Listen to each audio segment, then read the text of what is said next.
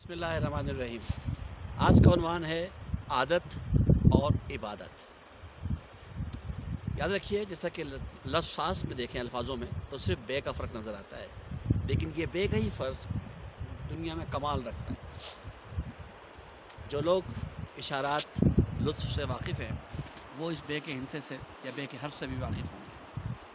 یہ حرف رسول خدا سرور کائنات حضرت مصطفیٰ صلی اللہ علیہ وسلم سے منسوب ہے، اور کمال کی بات یہ ہے کہ پہلے میں آپ کو ڈیفینیشن بتا دوں عادت کی اور عبادت کی، پھر اس کے بعد میں آپ کو بتاتا ہوں۔ عادت ہر اس عمل کو کہتے ہیں جس کے کرنے سے آپ کا نفس خوش ہو جائے، یعنی کوئی ایسی عادت ہے جب وہ کر لیا تو آپ کو سکون مل گیا۔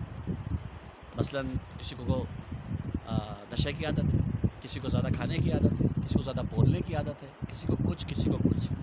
تو یہ عادات جو ہوتے ہیں اس کی وجہ سے لوگ پہچانے جاتے ہیں، لیکن عبادت ہر وہ عمل ہے جو خوشنودی خدا کے لیے کیا جائے تاکہ وہ ہم سے خوش ہو جائے، وہ ہم سے راضی ہو جائے، اور یہی عبادت ہے۔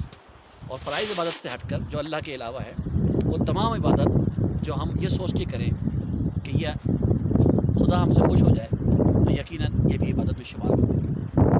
لہٰذا ہمیں عبادت کو عادتاً نہیں کرنا چاہیے، عبادت کو سمجھ کے معرفت کے ساتھ کرنا چاہیے۔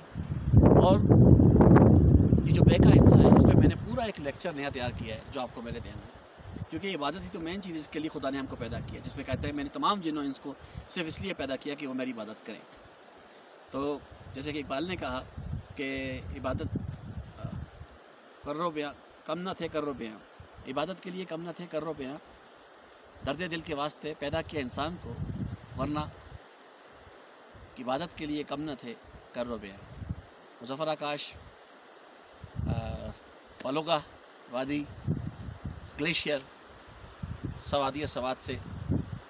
اللہ حافظ، والسلام، اللہ نگہبان۔